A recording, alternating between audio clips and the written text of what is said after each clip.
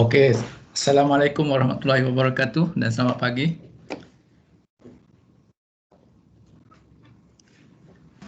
Salam tuan. Okey, kita boleh mula sekarang sebab dah ramai dah, lebih atas 10 dah. Okeylah. Boleh kan?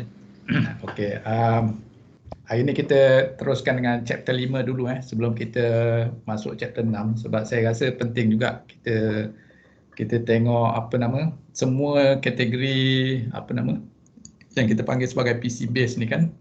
Jadi hari ni kita nak tengok sikit pasal Apple pasal tak boleh Okey, Apple Partition. Sebelum ni kita dah tengok yang PC biasa. Hari ni Apple Partition. Saya minat dekat Apple Partition ni sebab dia taklah complicated macam yang dalam DOS Partition sebab dia memang nampak cantik sikit lah. Okey, kita baca ni. The partitions ini hari ni yang saya nak baca ni Apple Partitions. The partitions that will be described here can be found in the latest Apple laptops. Kan siapa kat rumah yang pakai Apple laptop tu, inilah cara style partition dia. And desktop running OS X. Mana-mana desktop yang running guna OS X, memang dia guna Apple Partition. Older systems that are running Macintosh 9 and even the portable iPod devices that play MP3 audio. Dulu-dulu Apple ni dia guna Macintosh 9 the last sekali. Tapi selepas daripada itu dia guna OS X. Okay. Kalau you all pakai iPod pun sebenarnya dia menggunakan Apple Partition juga dalam kita punya handphone kan. The Apple Partition can describe any number of partitions and the data structures are in consecutive sectors of the disk. Okay, kalau you perasan dekat sini, dalam DOS Partition yang kita dah tengok minggu-minggu yang lalu, DOS Partition dia cuma ada 4 partition sahaja. Kemudian bila kita nak partitionkan hard disk kita tu lebih daripada 4 partition, maka dia akan gunakan konsep extended partition, extended primary partition. Tapi dalam Apple dia tak ada konsep tu. Dia boleh pergi berapa banyak you nak partition dalam Apple tu, dia boleh buat, tak ada masalah. Okey, itu dia punya cantiknya. Dan lagi segi cantiknya pula, dia punya link list dia tu, dia tak seperti yang dalam DOS tu, yang dalam extended tu. Tapi yang dia ni, yang Apple ni dia cantik lah, straightforward. Kita boleh tengok diagram dia. Okey, mana diagram? Kita tengok. Okey, kita boleh tengok diagram dia ni. You tengok dia ada partition map. Okey, dalam DOS kita panggil partition table. Dalam Apple dia tak panggil partition table, tapi yang equivalentnya adalah partition map. Okey, dia ada partition map, sama konsep macam partition table. Kemudian yang the first entry ni dia point kepada the first partition, the second entry dia point kepada second partition, and then seterusnya. Gambaran partition dalam Apple memang cantik. Begini rupa dia. Tak sebagaimana dalam DOS yang kita tengok dulu, nampak seperti berserabut sebab dia ada link list. Okey. Okey, kita baca yang ni. Okey. The Apple partitions are described in the partition map structure. Tadi kita dah tunjuk diagram which is located at the beginning of the disk. The firmware contains the code that processes this. The firmware that contains the code that process this structure. Saya rasa saya silap ni. Saya tak ingat ni. Tapi tak apalah. The firmware contains the code that processes this structure. So the map does not contain boot code. Okey, macam ni lah. Mungkin ni grammar saya silap ni. Nak ceritanya, kalau dalam DOS partition, biasanya the first sector tu, dia akan mengandungi boot code kan. Kita dah tengok dulu kan, dalam 512 tu, dia ada boot code, kemudian baru diikuti dengan partition table yang ada 4 entry.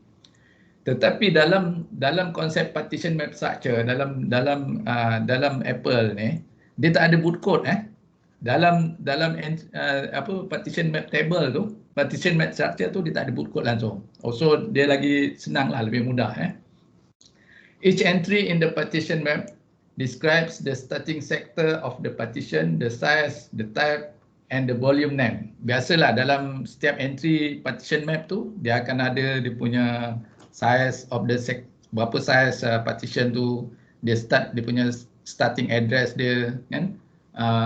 Macam-macam lagi lah dia punya size dia, sama dia bootable ke tak bootable ke apa semua kan. Benda tu biasalah, common data yang dia kena ada dalam data structure. The data structure also contains values about data inside the partition, such as the location of the data area and the location of any boot code.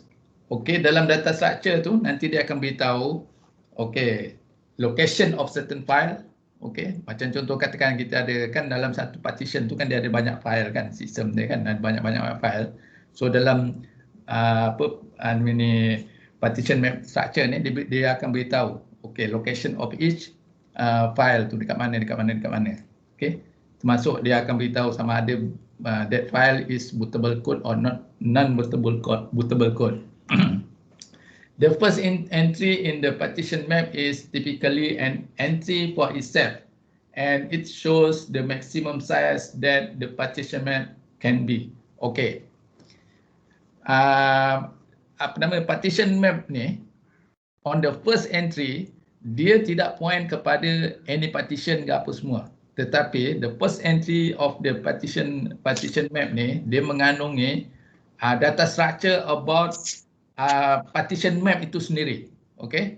Contohnya partition map tu dia nak addresskan berapa banyak partition dalam tu. Contohnya kan. Benda-benda macam tu.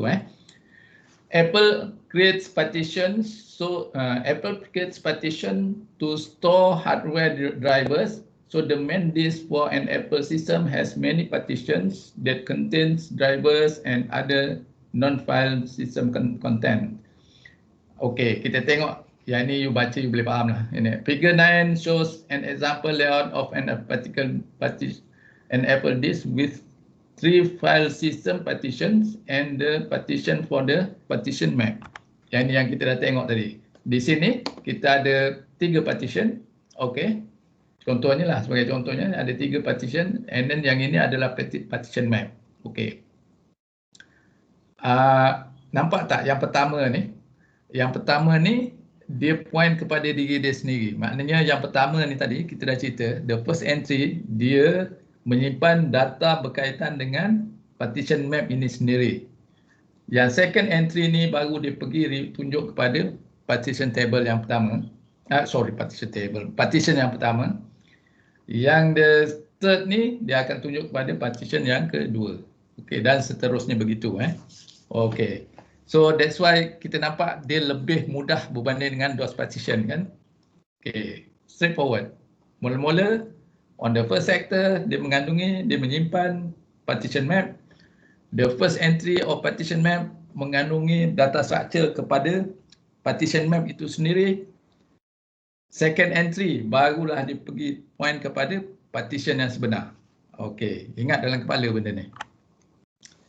The Apple partition map contains several 512 bytes data structure and each partition uses one data structure. Okay. Ini standard lah. Satu entry itu kalau dalam DOS partition pun 512, yang Apple pun guna 512. Satu partition map tu dia akan dia ada 512 byte. So dia punya data structure tu standard. Okay, standard. The partition map starts in the second sector of the disk and continues until all partitions have been described. Okay. Kena ingat itu saya sengaja kuningkan sebab nak ingat, nak pastikan kita ingat yang partition map tu dia ambil entry yang kedua baru dia tunjukkan kepada partition yang sebenar. The partition data structures are laid out in consecutive sectors and each map entry has a value for the total number of partitions. Bagusnya Apple ni dia dalam bentuk consecutive sectors dia bukan culang-caling. Kalau dalam DOS kemungkinan untuk culang-caling tu memang tinggi. Memang DOS dia memang kelang kabut ni gitu. Itu sebab dulu peringkat awal dia pun beritahu kita kan DOS partition ni dia macam complicated kan. Memang ya pun kalau kita compare dengan Apple partition lebih nampak mudah, lebih straightforward dan predictable lah. Sebab macam contoh kat sini, the partition table structure are laid out in consecutive sector.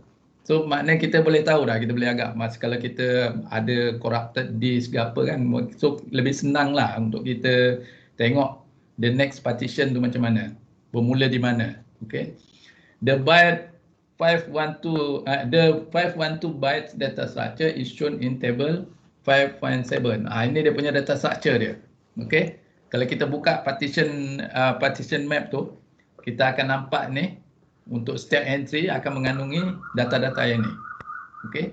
Byte yang pertama, okey, signature value, 2 hingga 3 reserve. Okey, dan seterusnya pakailah. Okey, sebelum saya lupa kalau kita buat forensik biasanya kita kena tengok dekat bahagian sini.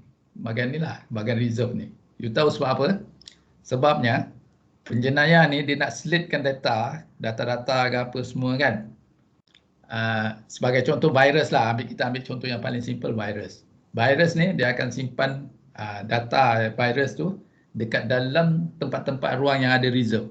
Mana-mana reserve tu, sebab reserve tu memang tak pakai kita punya operating system tak pakai. Jadi kita boleh gunakan untuk tujuan-tujuan tertentu. Kan? Macam kita ada very small size of data, kita boleh, yang penting kita boleh fitkan ke dalam tempat tu, kita boleh guna. Jadi selalunya kalau untuk macam kriminal ni, untuk tujuan-tujuan dia yang tertentu kan, dia akan gunakan kat situ lah, tempat-tempat yang macam itu. So kita kalau sebagai penyiasat, investigator, we have to look into that area yang sebenarnya. Selain daripada kita tengok yang lain-lain lah. Okay. Partition table and boot code require only one sector, yet 63 are typically allocated for both the MBR and extended partitions because the partitions start on a cylinder boundary. Ini kenapa masuk DOS balik pula ni? Oh, okay. Sorry. So yang Apple partition kira habis. Sekarang ni kita masuk apa? Kita masuk apa kalau kita buat forensik, kerja-kerja forensik. Kita ada certain things yang kita kena consider masa kita buat analisis. Okay.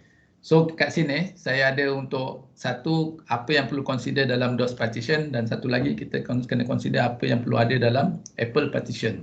Okay, kita tengok yang yang DOS partition dulu. Okay. Dalam DOS partition kita seperti yang kita tahu kita ada partition table dalam on the first sector of the partition dia mengandungi boot code kan, itu dah tahu dulu cerita. Okay, inside the first sector tu juga yang kita refer sebagai boot code tu yang kita refer sebagai first sector tu juga nama dia adalah master boot record. Okay, dalam master boot record tu dia ada boot code dan juga selain daripada MBR dia ada partition table yang ada 4 entry tu. Therefore, sector 0 of the extended partition or MBR is used for code and the partition table, but sectors 1 until 62 may not be used. Okay. Dalam kita punya master boot record tu, dia kata kat sini, sektor yang pertama hingga sektor yang ke-62 mungkin tak digunakan. Okay. The unused area can be used by additional boot code, but it also may contains data from a previous installation. So mungkin juga zero ataupun hidden data. So daripada sektor yang pertama hingga sektor 62 ni, kita boleh letak additional boot code kita kalau kita programkan kita punya boot code tu, ataupun kita leave it sebagai zero saja, ataupun kalau kita ada certain software yang betul-betul boleh muat dalam kawasan tu, kita boleh letak di situ. Jadi kalau kriminal ni, kalau dia nak buat kerja jahat, ada kemungkinan dia akan gunakan ruang itu. Itu yang kita kena, itu yang analisis consideration yang kita kena perhatikan. Okey. Okey. Sambung lagi DOS partition, apa yang kita perlu consider. Most partitions start at sector 63. Okey. Jadi kita punya partition, dalam DOS punya partition, dia akan start dekat, biasanya dia akan bermula pada sektor yang ke-63. Okey, yang ke-63. Which you can use to your advantage if you are desperate to recover the contents of the first partition. Okey, in case partition table rosak. Contohlah, katakanlah partition table kita rosak masa kita buat diagnose tu kan, masa kita buat forensik tu. Oleh kerana kita tahu semua sektor hanya akan bermula, partition hanya akan bermula di sektor yang ke-63. Okey, so kita nak tahu content tu kan, kita nak tahu content of the partition, so kita akan terus ke sektor 63. Bermula daripada situ kita boleh terus buat analisis. Okey. So bermula daripada sektor 63 ni, maka volume analysis pun start, yang kita dah cakap itu kan. Dalam volume tu dia ada hard disk tu sendiri. Kan perkataan volume tu kan confuse kan itu. Dalam volume juga boleh merujuk kepada partition, impact volume juga boleh merujuk kepada pada file itu sendiri. Try extracting data from sector 63. Okey, maknanya kalau biasa kita buat extract data tu, kita akan mula extract daripada start daripada sektor 63. This method includes other partitions in the image. However, you may be able to identify the actual size of the partition from file system data. Okey. Dalam dalam partition table kan dia ada beritahu kan berapa size partition. So kita boleh tahu sebenarnya. Kita tengok start daripada sektor 63, kita boleh tahu dia punya ending partition tu di mana, sebab kita tahu berapa size. Okey, tadi habis pasal DOS punya consideration. Now we look into Apple punya consideration. Bila kita buat forensic Apple partition, okey, kita tengok ni. The only unique characteristic of Apple partitions is that there are several unused fields in the data structure that could be used to hide small amounts of data. Okey, dalam partition map entry itu, dia ada unused. Banyak ruang-ruang unused. Okey. Jadi yang itu yang kita nak kena tahu. Mana tadi dia punya data structure tu. Nampak tak ini? Ini data structure partition map tadi kan yang dalam Apple kan. You nampak tak ini reserve ni 104 hingga 107. Okey. Boot code entry point. Some partition kita boleh tak payah ada boot code. So kita boleh gunakan ruang ni untuk masukkan kita punya program kita sendiri. Okey. Yang ini pun reserve. Yang ini boot code checksum. Kalau misal kata kita punya partition tu memang kita tak nak pakai boot code, maka yang ini pun sama. Yang ini processor type pun sebenarnya pun kita boleh replace benda ni dengan ni sampai reserve ni. So kalau kita jadi tukang forensik, memang kena tahulah benda tu. So possibility untuk data yang nak disorok tu mungkin berada di situ. Also data could be hidden in the sectors between the last partition data structure and the end of the space allocated to the 84 partition map. Yang ini pun sama dalam dalam Apple. As with any partitioning scheme, anything could be in the partitions that have an official looking name or that claim to have a given type. Okey, kita dah tengok hard disk, DOS punya hard disk. Kita dah tengok Apple punya hard disk. Sekarang ni kita nak tengok removable media. So removable media ni sebagai contoh yang paling mudah, ada yang you selalu pakai adalah USB. Okey, USB yang you pakai tu. Kalau zaman-zaman dulu kita ada floppy disk, ataupun CD, CD pun removable media. Okey. Sekarang ni bila kita nak guna removable media ni, biasanya kita kena format dulu. Tapi kalau kita beli USB, biasanya dia already formatted. Okey, dia already formatted, so kita tak perlu format lagi. Tapi kalau macam floppy disk, kalau dulu-dulu memang definitely you kena format dulu. Okay.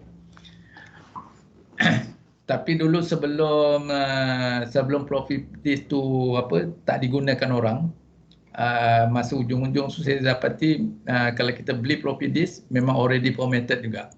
Maknanya saya tak tahulah sama ada tukang kedai itu yang tolong formatkan ataupun memang dia daripada kilang dah already formatted, I don't know. Tapi masa penghujung tahun-tahun penghujung 90-an tu kan, masa itu masih popular lagi floppy disk. Bila kita pakai itu memang terus boleh gunalah kan.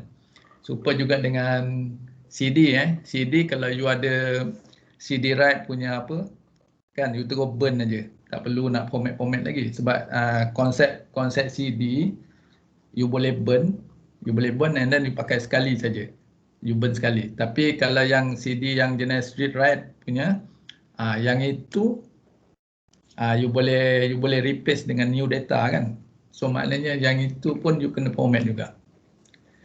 Okay, most removable media also have partitions. Okay, yang removable media ni juga dia ada partition macam hard disk juga. Tetapi how many partition inside the removable media? Okay, kita tengok ni.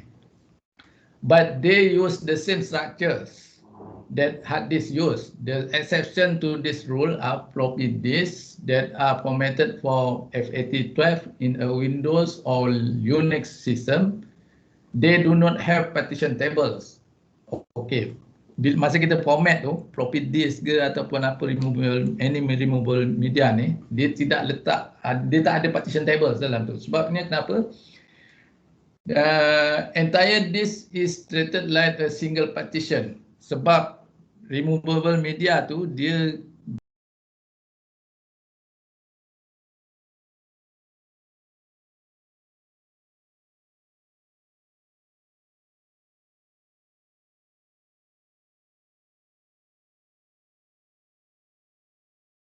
ni apa benda saya cakap ni.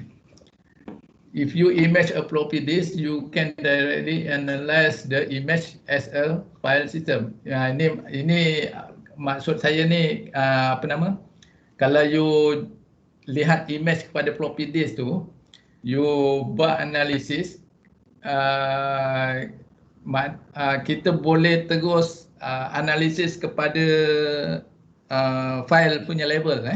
Faham tak maksud saya ni? Kalau satu floppy disk ataupun removable disk tu kita dah tahu kita consider dia sebagai satu single partition. Jadi kalau kita buat forensik pada satu single partition, kita tak perlu tengok kepada partition table-nya ke apa semua tu tak perlu tengok. So kita boleh straightforward kepada file punya level. Itu maksud saya di sini.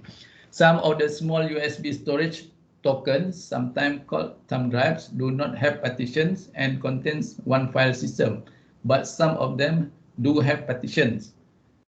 Yang USB selalunya tak ada partition, hanya kadang-kadang. Sebab sekarang kita punya USB, dia punya size dia dah makin tambah besar kan. Large removable media such as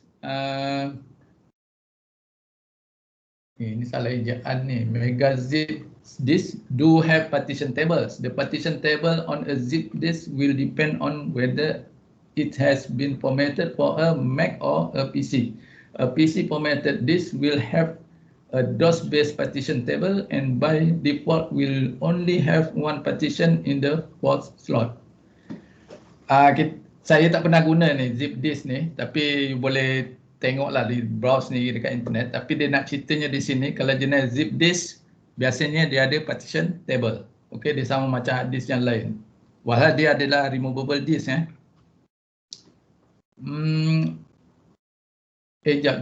Zip disk ni tak silap saya yang external hard disk kan. Ada siapa tahu tak zip disk ni apa maksud dia?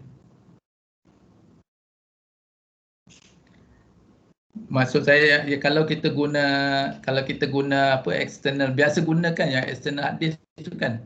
Cuba letak komen sikit. Boleh komen sikit.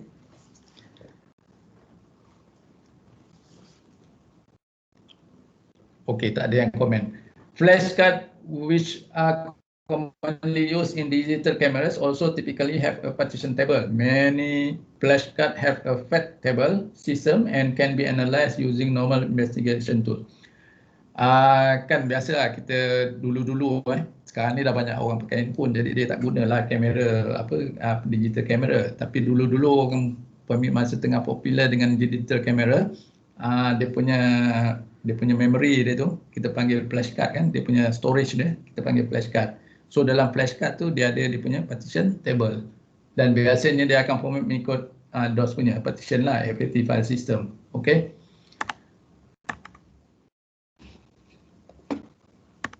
Okay, that's finish chapter 5. So sekarang kita masuk kepada chapter 6. Okay, chapter 6 kita masuk chapter 6.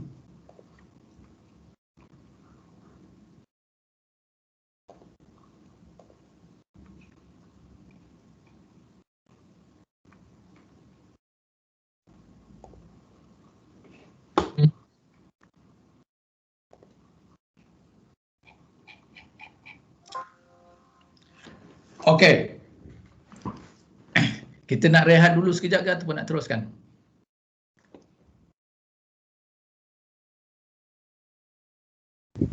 Rehat sekejap Ustaz. Okey, kita masuk balik dalam 10 minit dari sekarang, kita masuk balik dalam 8.45. Okey? 8.45 Boleh Ustaz. Okay, thank you, sir.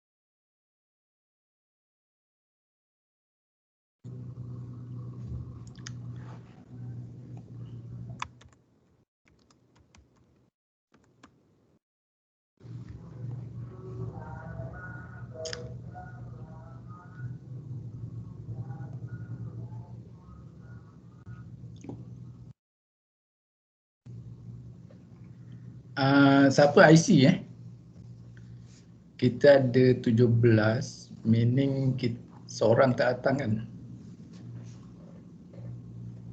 Siapa tak ada IC tolong kira siapa yang tak ada.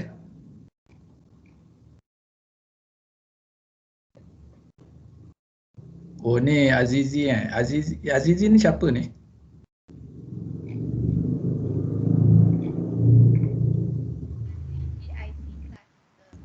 IC, dia IC. Dia IC ke siapa? Azizi IC.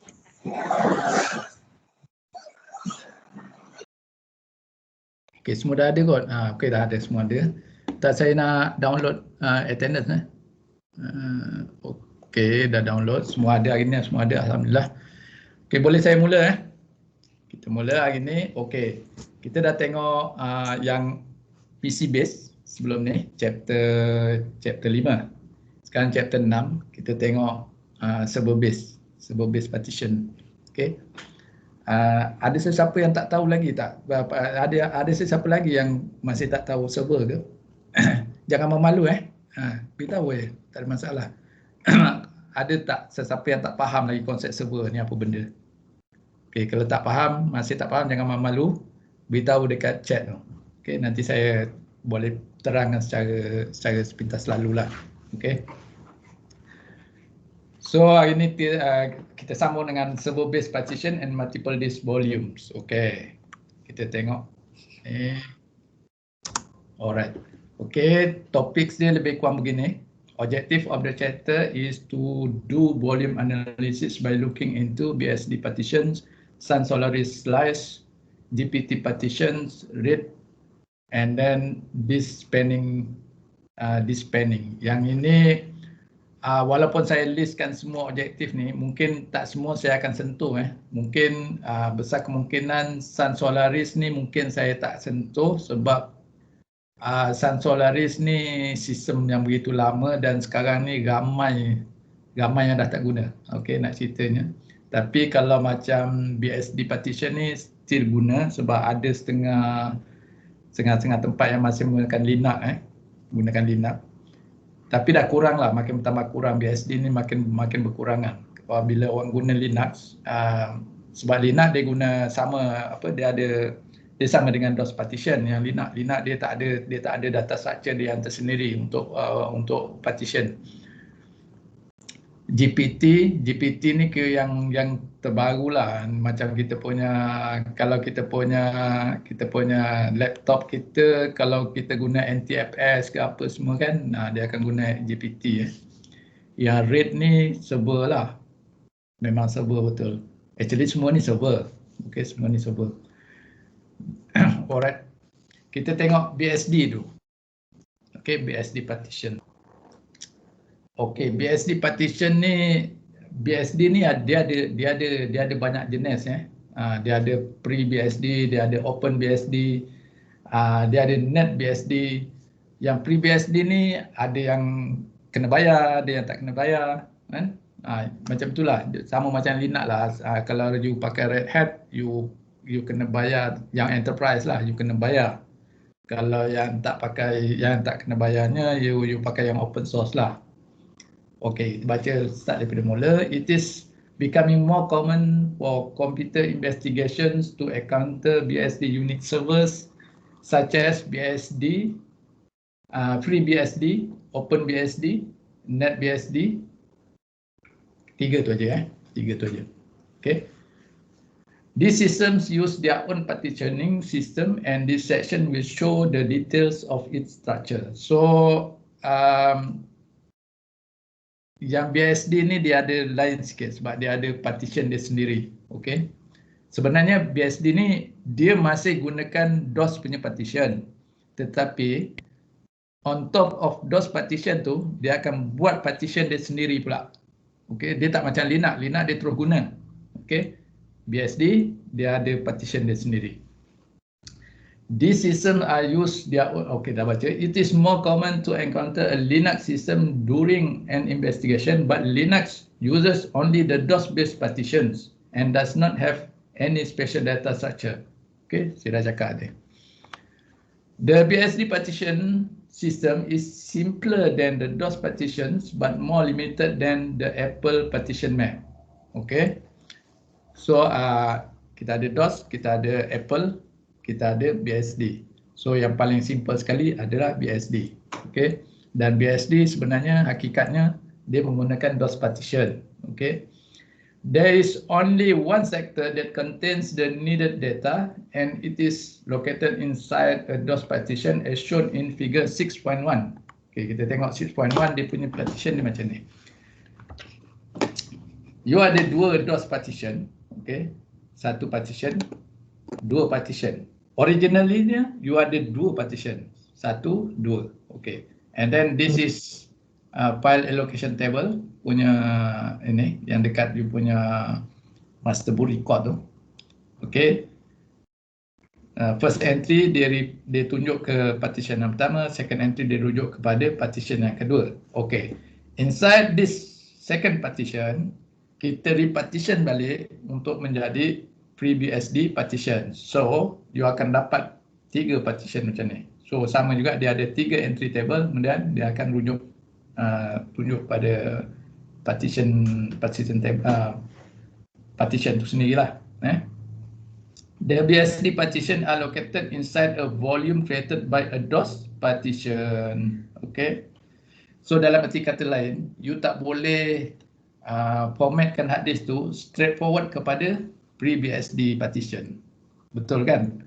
Sebab you kena format dulu dalam DOS. Kemudian on top of DOS partition tu baru kita boleh formatkan menurut BSD partition. Okay. It is inside a DOS partition so that the system can also have Windows on the same disk and give the user a choice of which operating system to load. Okay, macam tadi, yang sini kan, you ada NTFS, which is Windows, dan you ada FreeBSD. So, masa you nak boot tu, kan masa boot tu dia tengok master boot record dekat sini kan.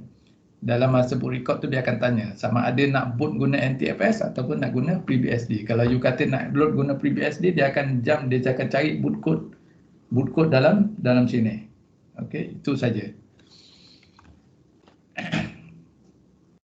The DOS partition table will have an entry for a partition with a FreeBSD, OpenBSD, NetBSD. Ini type of BSD lah. Okay, dia ada dia punya kod dia yang tersendiri. Kejap bateri saya low.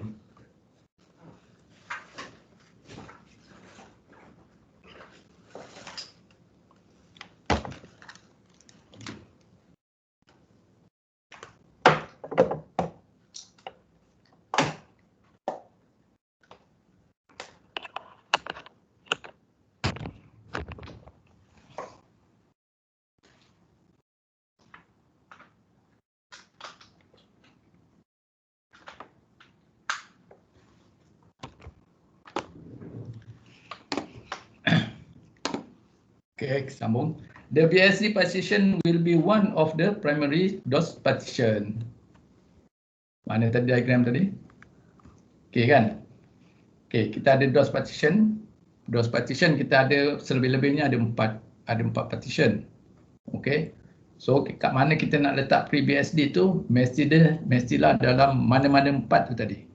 Mana-mana empat partition tadi. Okay.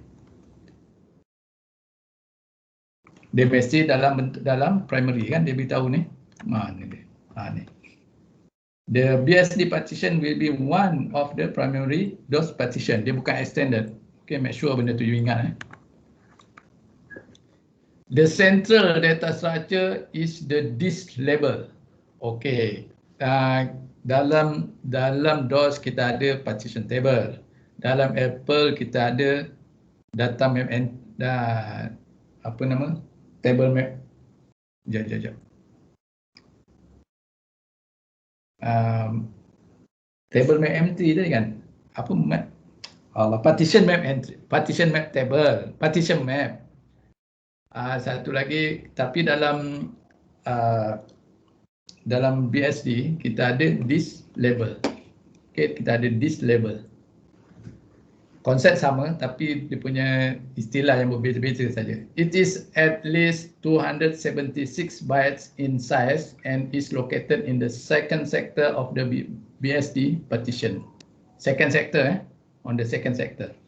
FreeBSD, OpenBSD, and NetBSD use the same structure, but the implementation is slightly different. Okay, data structure sama, tapi implementation dia mungkin berbeza. The disk level structure contains hardware specifications of the disk and the partition table for 8 or 16 BSD partition.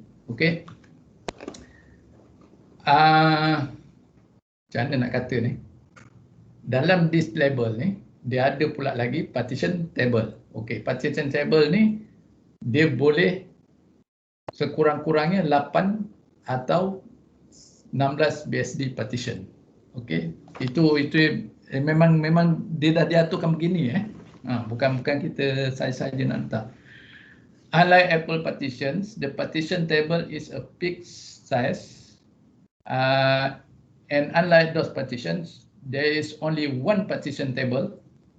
Okay, yang apa nama tu? Yang BSD ni dia ada banyak partition table. Okay, kalau DOS dia ada satu saja. Tapi kalau untuk BSD ni dia ada banyak partition table. Each entry in the BSD partition table has the following field. Okay, kita ulang alik nak senang faham. Okay, kalau DOS dia terus partition table. Tetapi dalam BSD sebelum ke partition table tu dia ada disk level dahulu. Okey, dalam disk level tu dia akan beritahu berapa banyak partition table yang dia ada. Okey. Partition table dalam disk level tu dia beritahu mungkin ada kurang-kurangnya 8 ataupun 16. Dan itulah yang membezakan dengan DOS partition sebab DOS partition dia cuma ada satu saja partition table. Okey. Jadi setiap entry, each entry in the BSD partition table has the following fields. Okey, dia ada starting sector dia ada size, dia ada partition type, dia ada apa semua ni lah. Ini data structure dia yang kita boleh tengok bila kita view dalam kita punya forensic tools. FreeBSD gives the user access to all DOS and BSD partition on the disk. Okey. Dan kalau kita boot kita punya sistem menggunakan Windows ataupun DOS, impact katakanlah kita punya mesin tu kita install dual boot, satu Windows, satu lagi BSD. Ketika mana kita boot menggunakan Windows, biasanya kita tak boleh view partition daripada BSD. Tetapi sebaliknya, kalau you boot menggunakan BSD, you can view the Windows punya partition. Itu dia punya maksud dari sini. FreeBSD gives the user access to all DOS and BSD partitions on the disk. FreeBSD uses the term slice to refer to each DOS partition and uses the term partition to refer to the BSD partition. Ini terminologi sajalah.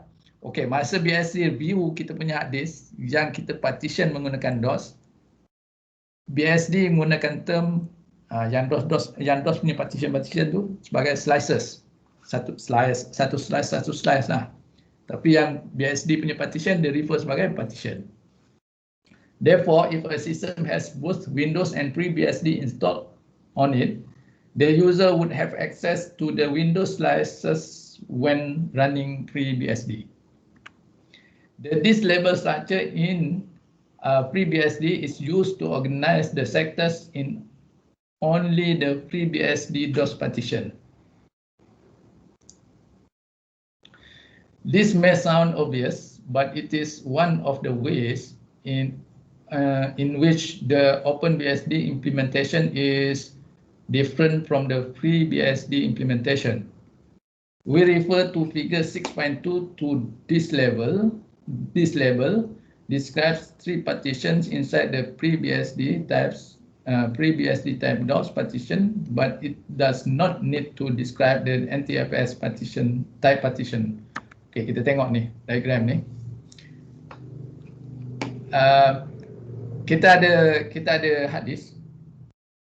Yang ada yang ni, mula kita partition menggunakan DOS. So you ada dua partition, satu Windows punya partition, satu lagi you nak install FreeBSD. Okay. So masa kita install, masa kita view menggunakan Windows, kita hanya boleh tengok kawasan ini, kawasan sini saja. Okay. Bila mana kita upload, boot menggunakan FreeBSD, so you boleh nampak yang ni, yang bawah ni. Apa yang anda nampak? FreeBSD akan nampak NTFS ni sebagai slice 1. Okay. Dia slice 1, kemarin kita dulu kita dah tengok kan macam mana Unix punya structure. Untuk satu partition dia tidak diletakkan dengan abjad apa-apa kan, berbanding dengan DOS ataupun Windows. Dia akan letak partition A, partition B, partition C dan sebagainya kan. Tapi dalam BSD ni dia tak buat macam tu, dalam Unix dia tak buat macam tu. So dalam FreeBSD dia akan lihat NTFS ni sebagai slice 1 dan dia akan rujuk ini sebagai dia punya panggil apa mounted driver dia lah, mounted driver dia sebagai DAV AD0S1. Kemudian yang ini dia lihat sebagai slice 2 DAV AD0S2, yang ni S1 S2. Okey, inside yang ini dia akan partitionkan pula kepada 3. So yang partition yang ini dia akan tengok sebagai partition A. So dia tambah A kat 2 ni. Lepas 2 ni dia tambah A. Dan seterusnya yang ini dia tambah D, yang ini dia tambah E. Kenapa dia tak sini dia tak B, kenapa kat sini tak C, I don't know. Itu you kena cari sendiri. Okey. Tapi bila kita view dalam bila kita boot menggunakan FreeBSD, memang kita akan nampak seperti di bawah ni. Kalau kita guna Windows, kita akan nampak di sini saja. Okey.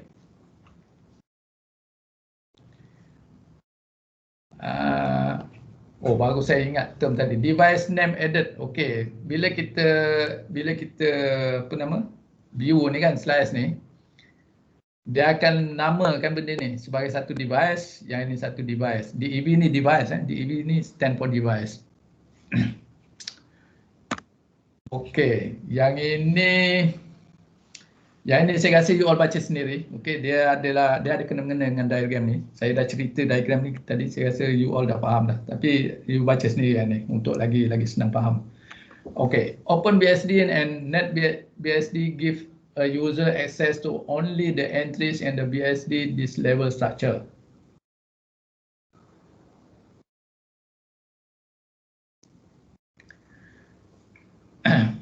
Unlike the pre-BSD disk level, the OpenBSD and NetBSD disk level structure can describe partitions anywhere on the disk.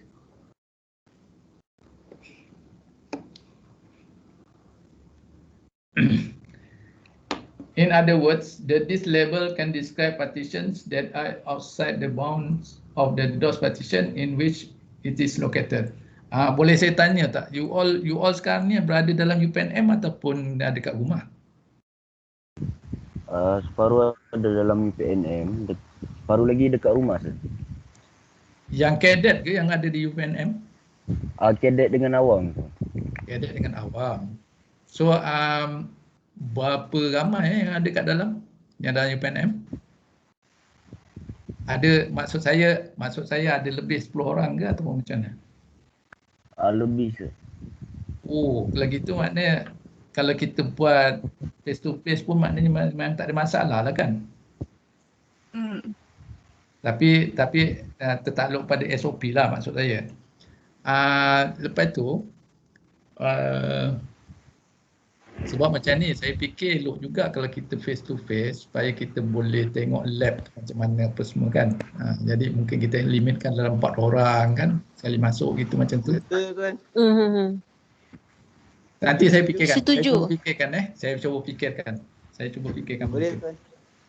Lepas tu bagaimana dengan line masa kelas online macam ni? Line clear tak? Line kadang-kadang Kadang okey, tak kadang-kadang clear, tak.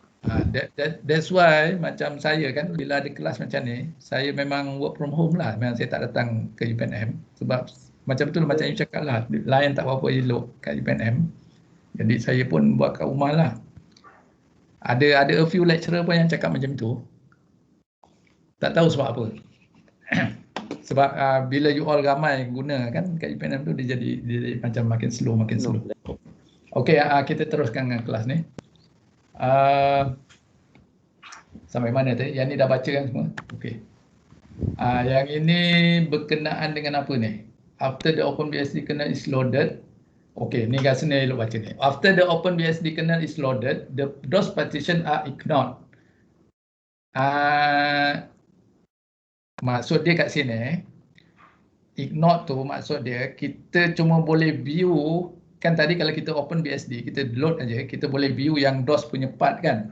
Tapi yang dia punya maksud ni, yang dia ignore ni maksudnya kita boleh view apa orang kata content inside the DOS partition. Tapi referring dia tu, dia bukan partition name sebagaimana dalam DOS, tapi dia adalah refer sebagai device yang macam ni. Yang device ni kan, dia akan refer sebagai ni, device apa semua, ikutlah berapa banyak partition DOS tu yang kita ada. Okay, itu dia punya maksud dia. The DOS partition are only used to locate the start of the OpenBSD partition. Therefore, if a system has both Windows and OpenBSD on it, and users had access to a fat partition from OpenBSD, the fat partition would be in both the DOS partition table and the BSD disk level. We can see this figure. We can see this in figure 6.3 where we have the same DOS partition as in figure 6.2. Okay, sama kan? You ada DOS partition and then you ada primary DOS partition juga asalnya di sini, tapi kita repartition dia menggunakan OpenBSD. So yang daripada apa ni, table dia dekat sini, dia boleh rujuk, dia boleh tengok NTFS di sini Jadi dia akan treat yang ini sebagai satu partition, satu OpenBSD partition. So whatever ada yang dekat sini dia copy ke dalam ni, kemudian yang dekat sini dia extend lagi dengan dia punya format OpenBSD lah. Okay, itu dia punya maksud tadi A disk with 2 DOS partitions and an OpenBSD disk level that describes 3 partitions inside the OpenBSD type DOS partition and the entire NTFS partition. Okay, to the in this case, so we need to have an additional entry in the disk level so that we can access the NTFS type DOS partition. Ini yang ini dipanggil apa? Dipanggil BSD label kan? Yang ini panggil apa nama ni? Partition table. Beza dari segi istilah lah, dari segi istilah. So kalau kita faham istilah ni tak ada masalah pun. Yang ini sama, ini you baca sendiri macam mana dapat DAV apa semua ni yang merah ni. Okay. Okay, boot code. The boot code for a BSD system surrounds the disk level structure, which is located in sector 1 of the volume. Okay. So, memang dia dah buat begini BSD memang dia dah buat begini, nak cerita ni. The boot code for a BSD system surrounds the disk level structure, which is located in sector 1 of the volume. So, kalau kita tengok diagram ni, sepatutnya dia ada di sini, di atas ni, tapi dia I don't know why dia tak tunjukkan di sini dalam diagram ni. Sector 0 of the volume contains boot code and it is executed when the boot code in the MBR finds the bootable BSD type partition. Not all the boot code can fit in sector 0, so it's jumped to sector 2 and boot code can exist until the file system data start, which is typically in sector 16. So panjang daripada dia tak muat letak dalam sektor kosong, dia akan jump kepada sektor 2. Dia tak terus masuk sektor 1 dia start dengan sektor 2, kemudian sampailah ke sektor yang ke-16. Okey, yang itu dia punya boot code dia. Okey, terima kasih. Habis dah. Betul-betul 1 jam. Very fast. Okey, ada apa-apa nak tanya tak? Very fast lah ini lagi. Dua benda saya cover terus. Hari ni saya laju ke? Tak, Doktor. Tak. Tak saya mungkin terlaju ke apa, saya takutlah. Oh, you guna data sendiri. Alamak. Berapa kena bayar kalau kita pakai data sendiri? Sebab saya tak tahu. Saya guna yang postpaid ni kan.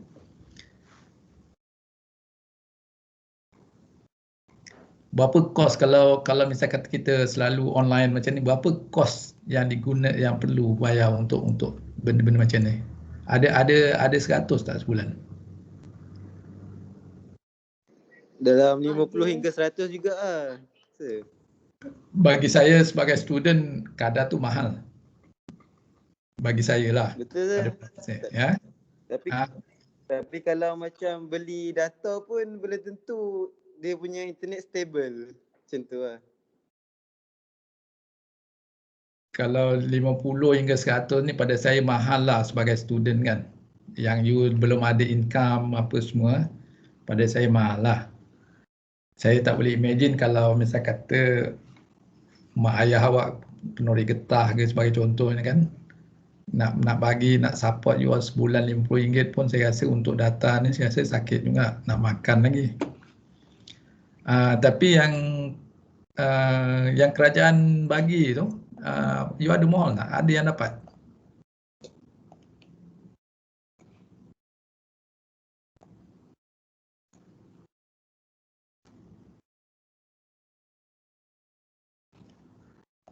No reply. Okeylah, tapi tak apalah, kita bersabar je lah, kita dalam keadaan COVID ni kan. So ada apa-apa nak tanya tak sebelum saya habiskan kelas?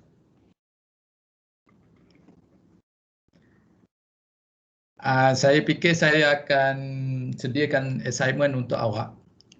Saya nak cerita pasal assignment pula. Assignment ni, kejap saya load balik berapa saya allocate untuk assignment saya lupa Jap.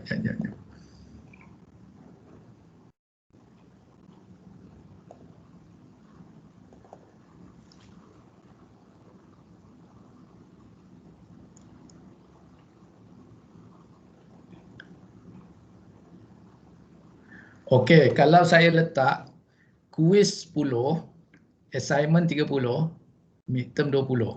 Okey tak? You all rasa okey tak? Okey, Boleh. doktor. Boleh, Tapi, sir. Okay, sir. oleh kerana assignment ni nilai dia 30, jadi mungkin besar Okey kemungkinan saya akan bagi 3 assignment semua.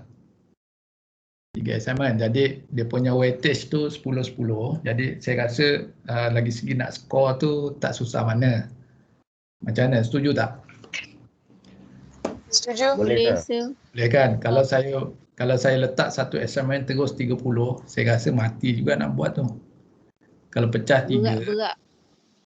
berat kan? Kalau pecah 3, jadi dia agak zoom sikit lah. Kan? Saya boleh cari yang mudah-mudah gitu. Jadi kita campurkan jadi cukuplah 30. Yang midterm tu, saya pun tak sure lah sama ada yang dah keluar dalam midterm kita nak letak dalam final balik ke ataupun tidak. Kalau misal kata dalam midterm tu, kita yang dah keluar dalam midterm, kita tak letak dalam final, maka midterm tu, saya kena design yang dia punya soalan dia hampir-hampir nak sama style dia dengan final. Kalau misal kata kita nak ambil from the first semester sampai dah at the end of the semester sebanyak lebih kurang dalam 13 ke 12 chapter,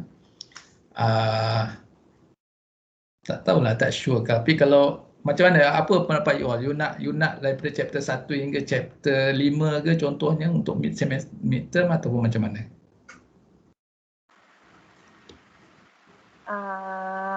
Okey je sir. Cuma kalau dah masuk midterm tu tak payah masuk final lah sir. Okey, kalau macam itu saya kena designkan soalan tu, dia punya midterm tu dia akan seakan-akan macam final juga. Dia punya cara bertanya tu. Macam itulah maksud saya.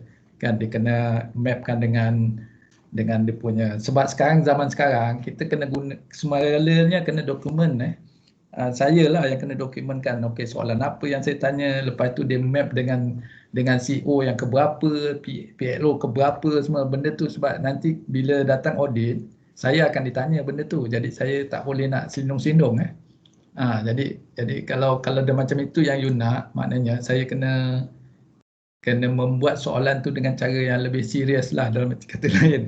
Okey, begitu.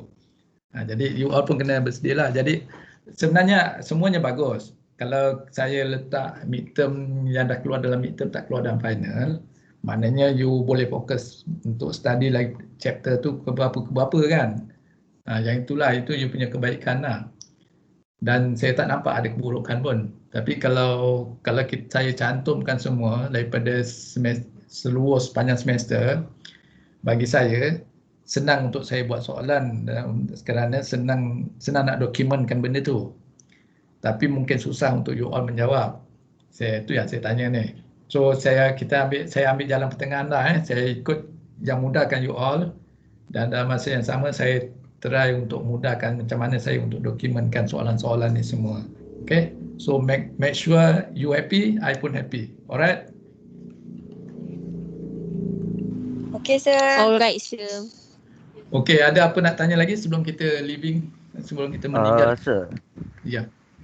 yang BSD partition ni sir, yang ni yang kita buat sendiri dekat disk management tu kan sir?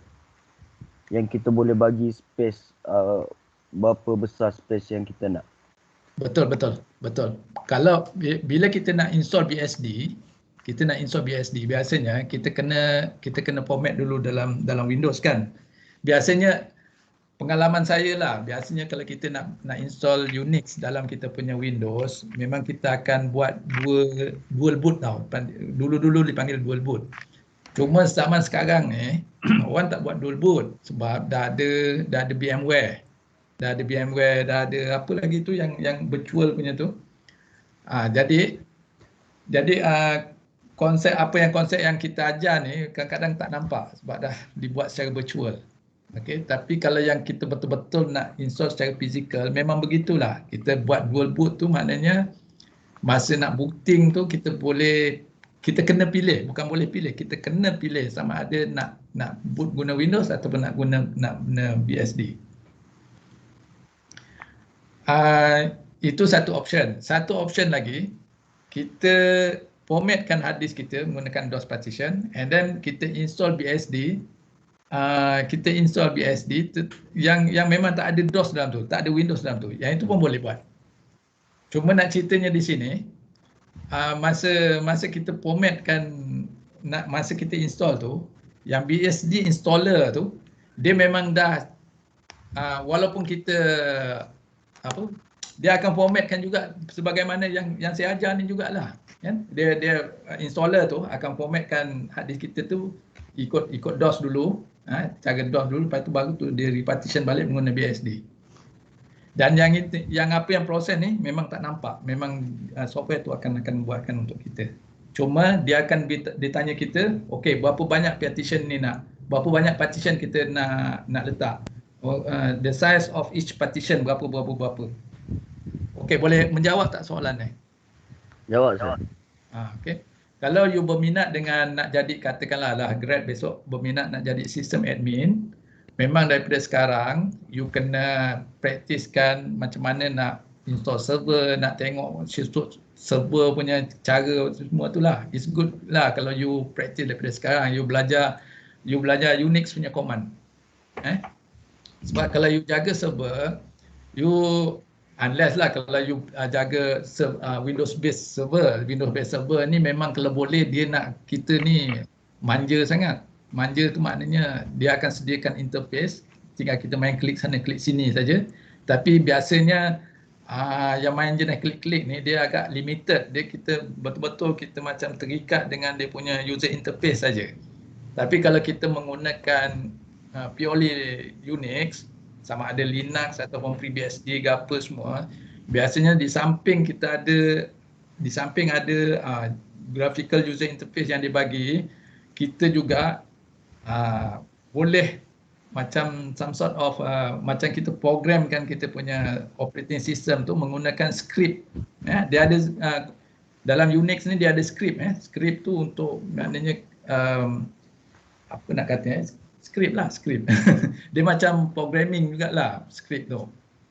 Dia akan, kalau katakan kita nak configure kita punya server ke apa semua kan, mungkin kita tulis script tu and then masa kita upkan server tu, kita minta server tu runkan kita punya script tu. So server tu akan bertindak sebagaimana yang kita nak lah, bagaimana yang kita configure. Any of you yang ada pengalaman, tapi you dah belajar kali Linux kan dalam kelas, saya tak sure, dalam kelas, mungkin dalam kelas network security I think, mesti belajar kali Linux. Tak ada lagi sir. Oh, tak ada lagi. Tapi kalau you berminat dengan Unix, saya nasihat you all, you cari PC lama, PC lama yang you dah tak berapa nak pakai sangat ataupun laptop lama yang tak berapa nak pakai sangat. And then you godek guna tu lah. You download sendiri Linux ke ataupun FreeBSD ke apa semua, you try install. You tengok dia punya sistem dalaman tu macam mana. Actually, lagi segi security, Unix ini saya tak base kepada mana-mana nota, tak base kepada mana-mana textbook. Ini base kepada pengalaman kawan-kawan saya yang menjaga server. Yang saya tahulah kalau dulu-dulu memang Unix lebih secure berbandingan Windows. Tapi tak tahulah zaman sekarang ni, I am not really sure sebab saya dah lama tinggal berbenda tu semua. Cuma tahu tinggal masih basic, yang basic saya masih ingat lah. Kalau dulu-dulu kan, zaman saya dulu, Windows dia ada perkenalkan Windows NT System.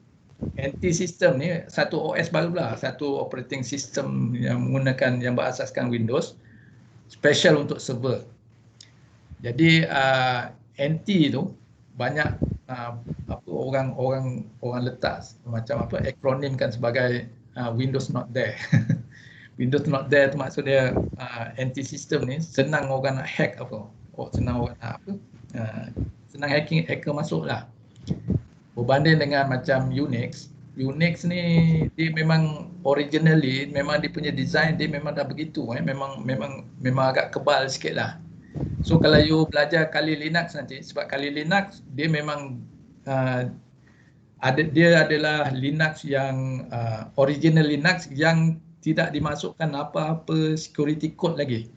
Jadi daripada situ sebab itu dalam bila you belajar network security dia akan guna Kali Linux tu, sebab Kali Linux ni dia memang ada distribution yang dia mengekalkan original Linux yang tidak memasukkan kod-kod security code. Jadi daripada situ you belajar, okey, dengan attack yang macam ni nak masuk kod apa, macam mana nak upgradekan dia punya security code ni kan. Kalau you download yang dah memang dah commonly used, macam contoh Fedora ataupun Red Hat ataupun apa nama tu, adik-beradik Red Hat, saya lupa pula nama dia. Bukan Ubuntu, ada satu lagi. Kalau you dah biasa you download terus benda tu, biasanya dia punya installer tu dia dah letak sekali dengan security features. Jadi kadang-kadang kita tak perasan lah benda tu ada. Security features tu ada pun kita tak perasan. Okey, saya rasa saya dah terkeluar daripada topik ni, tapi it's good lah kalau you berminat dengan operating system kan. Okey, tak ada apa lagi So tak ada apa lagi. Sekian dahulu. Wassalamualaikum warahmatullahi wabarakatuh. Waalaikumsalam, sir. Waalaikumsalam, sir. Bisa. Salam.